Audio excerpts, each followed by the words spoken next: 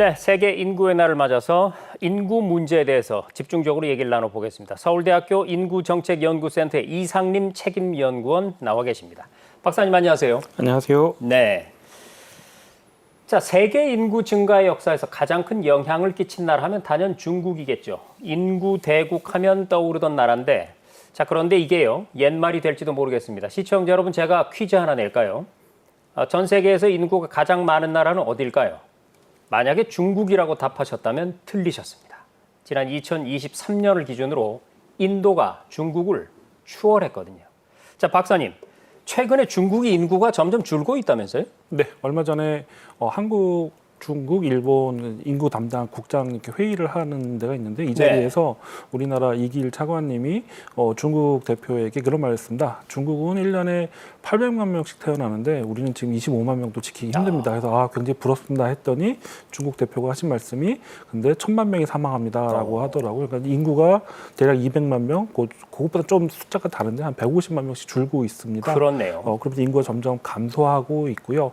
그러면서 중국에서는 인구의 저출산의 위기를 느끼고서 지금 우리는 중국하면 한 자녀만 낳는 걸로 하는데 얼마 전에 2013년에 두 자녀로 했고요. 그다음 좀 더 지나가지고 세 자녀까지 허용을 했습니다. 그리고 지금 중국에서는 처음으로 여태까지는 규제만 푸는 방식이었는데 이제는 아이를 더 낳기 위해서 여러 가지 지원금들이 시작되고 있는 상황입니다. 네. 중국과 인구 감소 참 어울리지 않는다는데요. 네. 벌써 이렇게 됐네요. 제가 찾아본 자료에 의해서도 인도가 14억 3천만 명, 중국이 14억 2천만 명. 벌써 추월을 당했고. 자, 그런데 방금 박사님 말씀하셨다시피 한때 중국이 급격한 인구 증가를 억제하기 위해서 한 가구 한 자녀 정책까지 시행했지 않습니까? 2016년에 이게 두 자녀 정책으로 전환이 됩니다. 이렇게 정책이 바뀐 이유 어디에 있을까요? 저출산 문제가 너무 심각해서 그런 그때부터 거죠. 이미. 네. 작게 중국의 역사를 볼 필요가 있는데요. 네. 중국의 한자녀 정책을 시작한 게 80년대 초부터입니다. 근데 지금 한자녀 정책으로 태어났던 아이들이 아이를 낳는 세대가 됐어요. 네. 그러니까 인구가 한참 줄었는데 거기 저출산이 다가오니까 출생아 수가 너무 빨리 줄고 있는 거죠. 그러면 위기를 느끼고 인구 감소뿐만 아니라 고령화 순례가 빠르게 진행이 될 것 같고 이것이 나중에 중국의 발전에 경제 발전에도 위기를 느끼겠다라고 생각하는 것 같습니다. 또 중국의 역사를 좀 한번 돌아볼 필요가 있는데요. 네. 80년대에 왜 인구 감소 정책을 시작을 인구 억제 정책을 시작을 했는가? 등소평이 이제 개방 경제를 하기 위해서 우선 이제 저축률도 느리고 특히 농업 국가에서 전환을 하기 위해서는 아이가 줄여야 되겠다고 생각을 합니다. 아하. 그리고 그 압력을 느낀 게 70년대 아이들이 너무 많이 태어났어요. 근데 70년대 아이들이 왜 많이 태어났냐? 그러면은 50년대에 대약진 운동을 하면 대기근으로 한 1000만 명 이상, 4천만 명 정도가 사망을 했고요. 그 다음에 문화혁명이 있으면서 또 아이가 출산이 멈췄습니다. 그런데 그게 완전화되면서 70년대 중반부터 아이들이 너무 많이 태어났어요. 네. 그러면서 위기감을 느꼈고 등소평은 개방 경제를 하면서 한자녀 정책을 강하게 시행하기로 했죠. 그러면서 그 성과로 중국 경제가 발전하는데 많은 기여를 했는데 이제는 그것이 발목을 잡는 단계에 이르렀다고 판단하고 있습니다. 그렇군요. 자, 중국의 인구 정책까지 지금 소상히 소개를 해주셨는데 사실 중국 같은 경우는 뭐랄까요, 좀 많이 부러운 것 중에 하나가 워낙에 내수 시장이 크다 보니까 수출이 좀 안 돼도 걱정을 안 하는 나라거든요. 그 어마어마한 내수 시장에서 다 흡수가 가능하기 때문에. 그런데 이제 벌써 그 인구 감소를 걱정하는 그런 상황까지 와 버린 것이고 인구 감소가 사실 지금 전 세계적인 흐름이지 않습니까? 그런데도 이 중국의 인구 감소에 유독 더 주목하게 되는 이유는 아무래도 그 파장이 크기 때문 아니겠습니까? 네, 그렇습니다. 이것이 경제적인 파장 그리고 또 외교안보적인 파장까지 커질 걸로 예상이 되는데요. 네. 2000년대 세계 경제가 굉장히 빠른 성장을 했습니다. 그 가장 이면에는 세계 공장이라고 하는 중국에서 굉장히 싼 가격의 공산품을 전 세계에 팔았기 때문에 물가가 안정되면 경제 성장을 할 수 있었어요. 네. 근데 이제 인구가 고령화되면서 생산 가능성이 줄어들고요. 그렇게 되면 당연히 임금이 오르겠죠. 그러면서 세계의 물가 상승에도 영향을 미칠 수가 있게 되고요. 중국의 임금이 오르면은 세계 물가에도 부정적인 영향을 미치게 되고요. 또 그러면 세계 경제 성장이 둔화될 가능성이 굉장히 큽니다. 또 그것뿐만 아니라 중국은 이제 더 이상 노동력에 의존한 그런 생산보다는 이제 그러면서 기술 발전을 꾀하게 되겠죠. 그러면서 AI라든가 지금 우리나라 굉장히 따라잡히고 있는 반도체라든지 여러 가지 분야에서 굉장히 과감한 투자를 하고 있습니다. 그러면서 세계 국제 시장에서의 좀 변화를 줄 수 있겠고요. 또 외교안보적으로도 굉장히 중요합니다. 사실 중국은 인구적으로 그렇게 안정된 나라가 아니에요.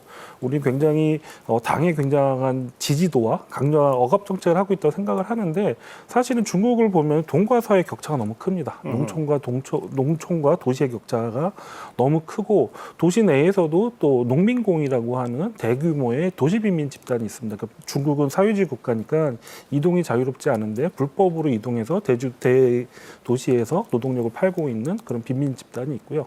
또 세대 간의 갈등도 너무 크고 빈부 격차도 너무 큽니다. 뿐만 아니라 중국 당국이 말하고 싶지 아니하는 그런 소수민족 문제도 있습니다. 근데 네. 중국이 그럼에도 불구하고 굉장히 높은 지지도를 가졌던 것은 경제 성장에 뒷받침되고 했기 네. 때문인데 고령화가 진행이 되면서 경제 성장이 뒤늦춰지면은 이것이 사회 소요로 발전할 가능성이 굉장히 큽니다. 특히 중국이 인구의 벽을 아까 말씀드린 그 인구의 벽을 따라서 갈등이 폭발할 가능성이 굉장히 커요. 그렇게 되면 중국 당국의 정치적 위기로도 발전할 수도 있는 거죠. 지금 차이나 피크라고 얘기하는 게 그 일부고요. 그러한 과정 속에서 중국이 이런 정치적 위기를 외교안보적 위기로 전환하려고 할 가능성도 굉장히 높아요. 네. 그럼 사실 중국을 보면은 중국이 붙어 있는 모든 나라, 사실 북한만 빼고는 다 국경 분쟁이 있거든요. 사실 네. 우리나라까지 서해안에 좀 시끄럽잖아요. 그래서 혹시 양안 관계라도 문제가 생기면은 굉장히 큰 외교안보적 문제가 생기는 거죠.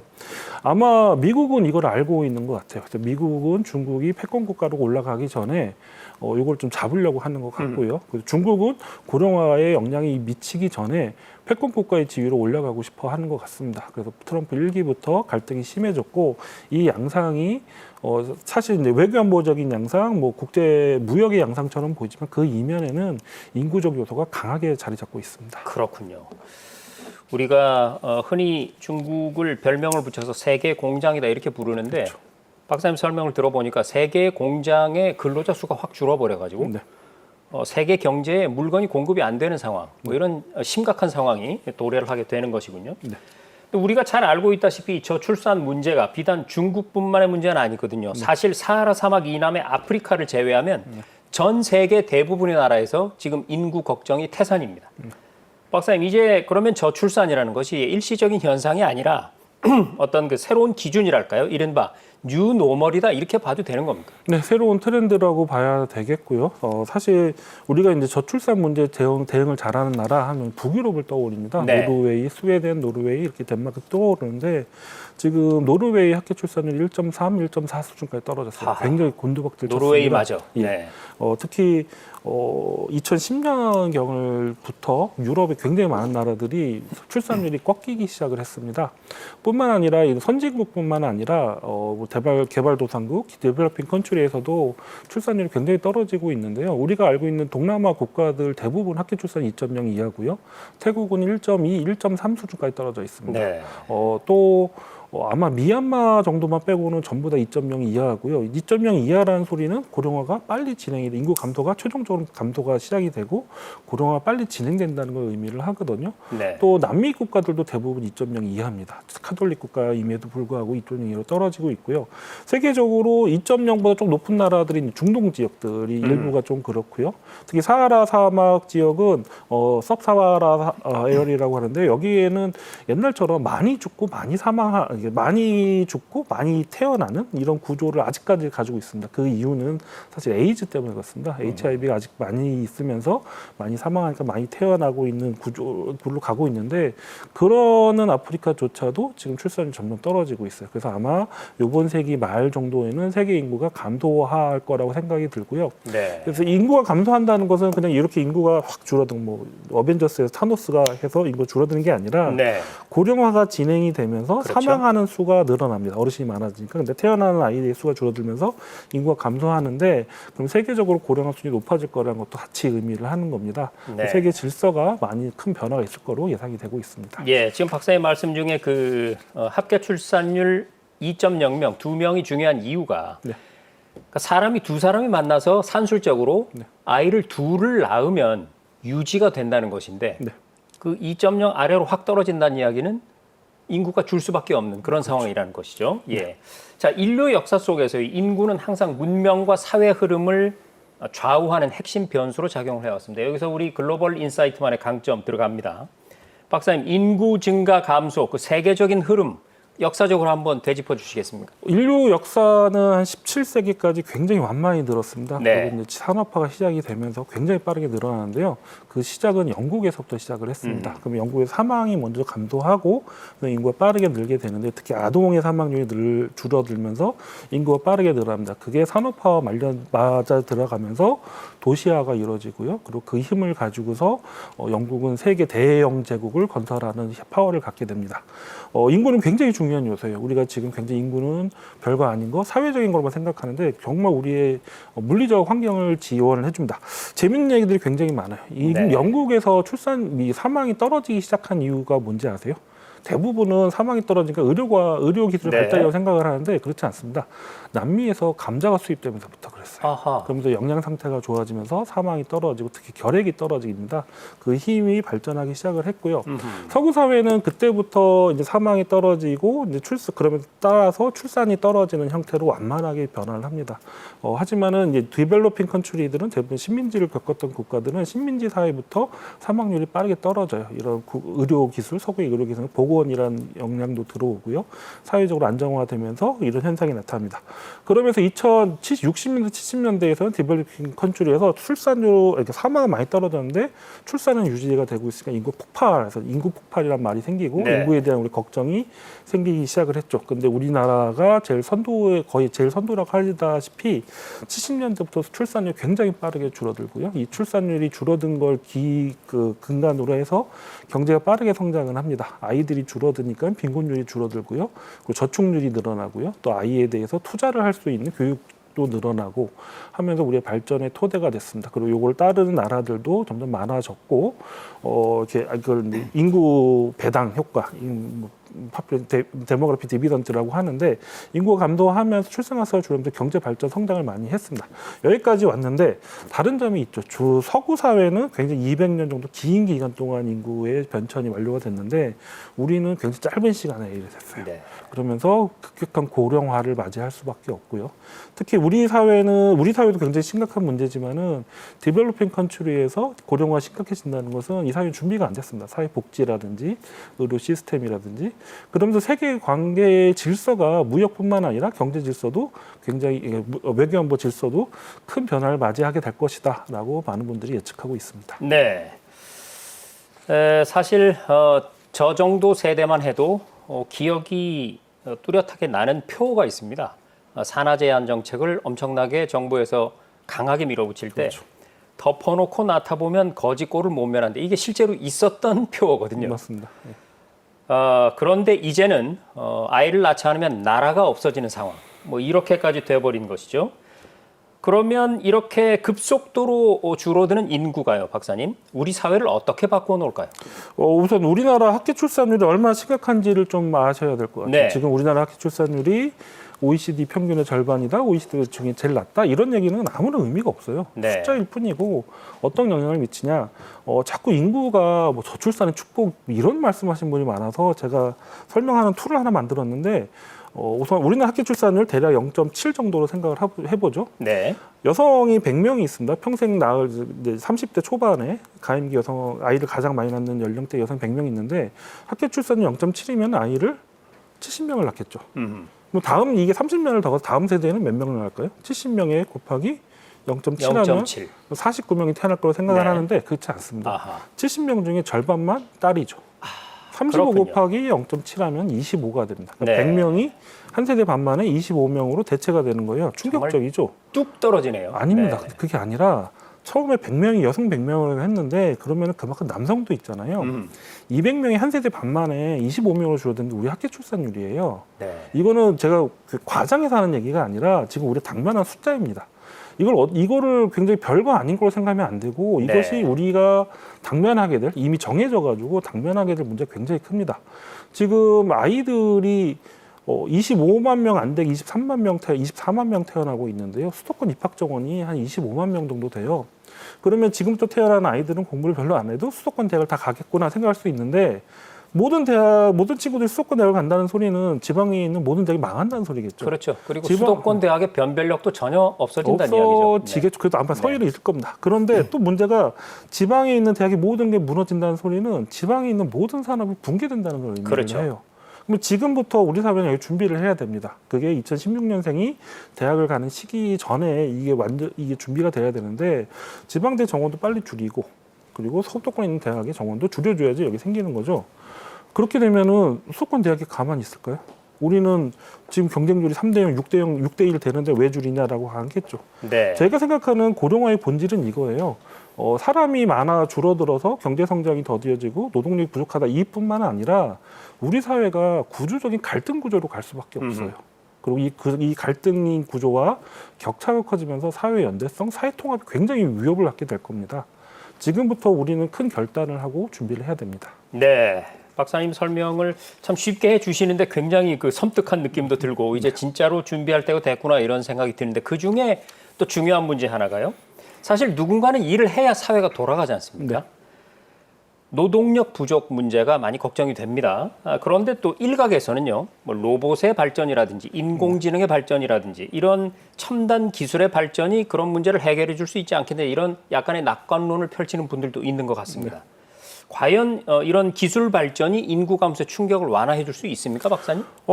그래야 되겠죠. 그리고 우리는 이용을 할 수밖에 없습니다. 그런데 우리가 좀 생각할 문제 좀 여러 가지가 있습니다. 우선 하나는 AI가 해결하지 못하는 부분도 많아요. 네. 예를 들면 건설이라든지 운수라든지 또 외식 숙박업 아니면 어르신들 돌봄 노동력 직접 몸을 써야 하는. 그건 AI가 할 수가 없습니다. 그렇습니다. 그런데 AI를 쓸 수 있는 산업은 굉장히 발전을 하고 그렇지 못한 산업은 대부분 내수업이에요. 네. 그래서 산업 간의 격차가 굉장히 커질 가능성이 크고요.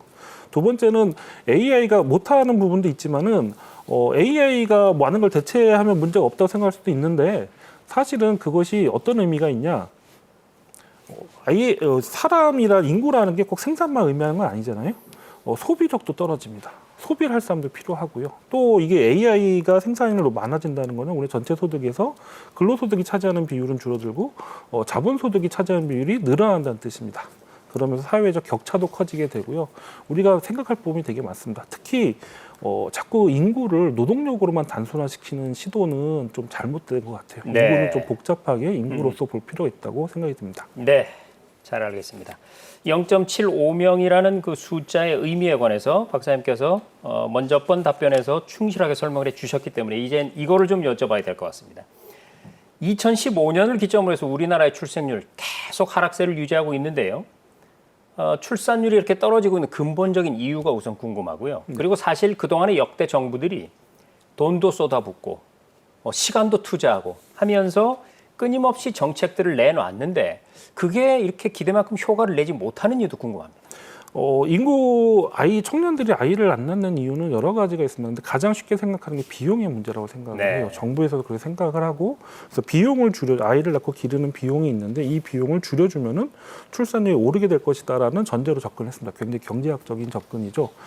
그런데 지금 문제는 아무리 지원을 해주더라도 청년들의 생애과정 이행을 가로막는 구조적인 요소들은 변하지 않았어요. 네. 그게 뭐냐면은 일자리 문제, 주거 문제, 사교육비 문제. 예를 들면 이런 얘기 할 수가 있습니다. 우리가 한 달에 50만 원씩 5년 동안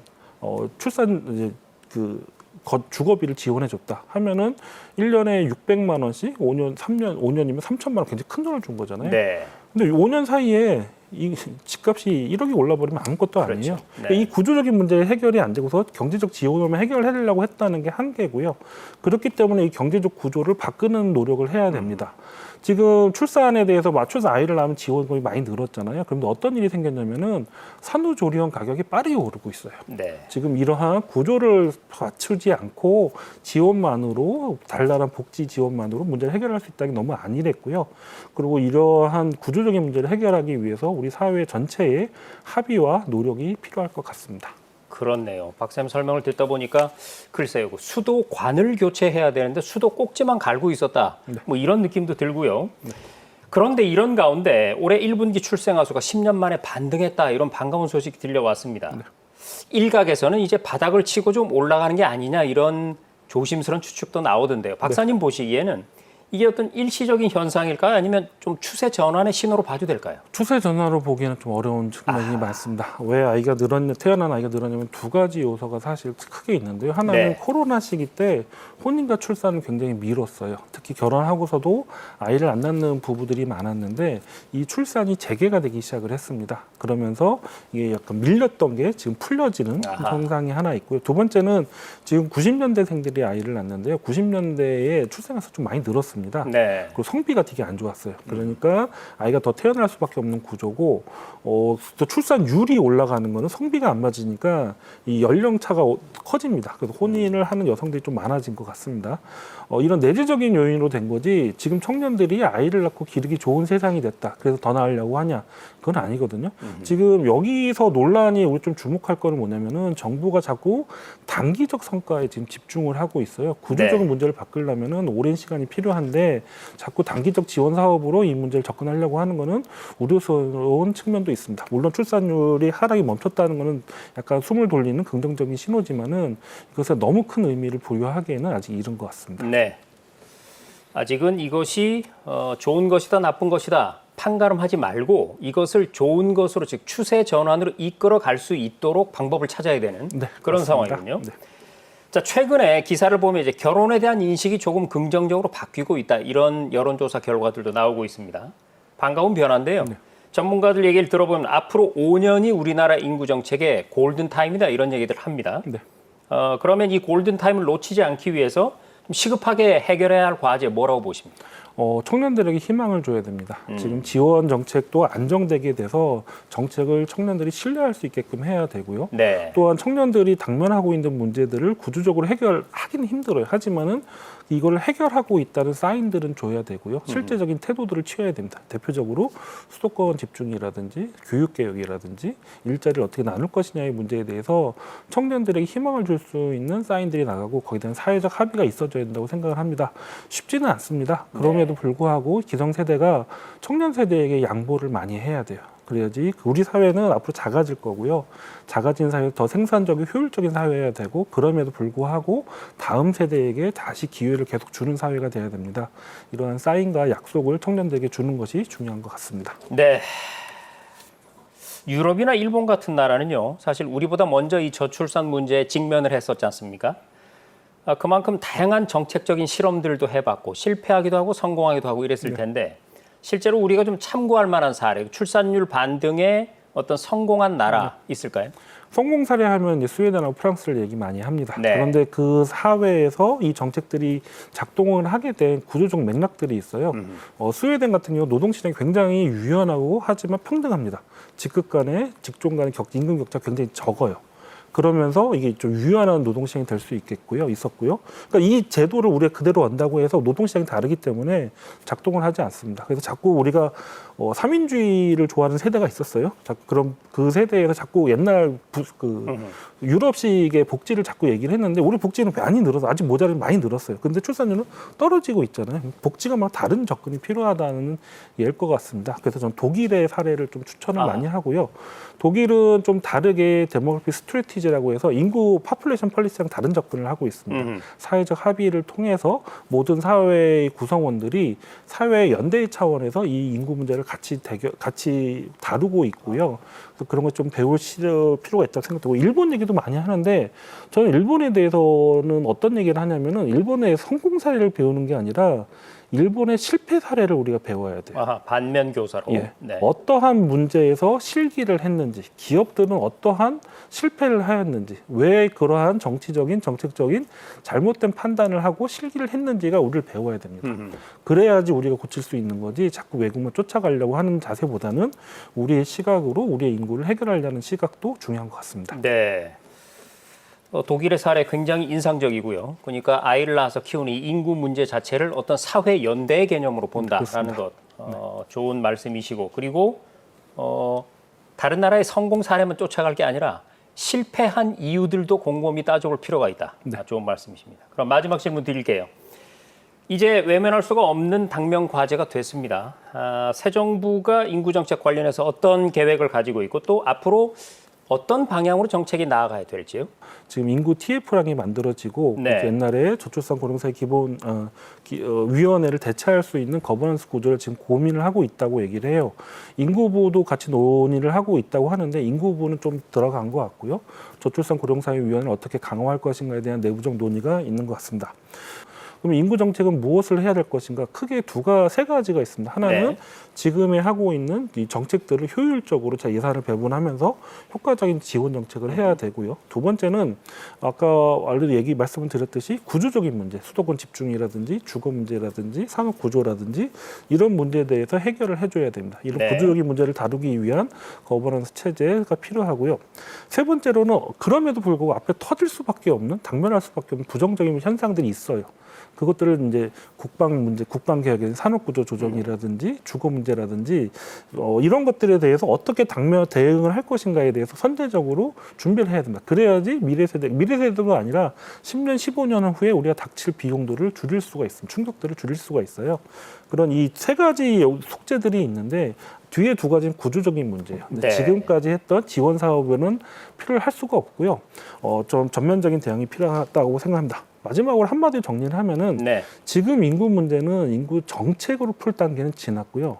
정치의 문제로 발전을 해야 됩니다. 근데 정책이 아니라 정치로 문제를 해결할 수 있는 그러한 정치적 리더십, 사회적 합의 이런 것들이 필요한 시기인 것 같습니다. 네, 새 정부가 발벗고 나선 만큼 기대를 걸어보겠습니다. 예산 배분의 문제, 또 구조적 문제 해결, 또 당면한 문제들에 대한 선제적 준비 이런 부분들 강조해 주셨습니다.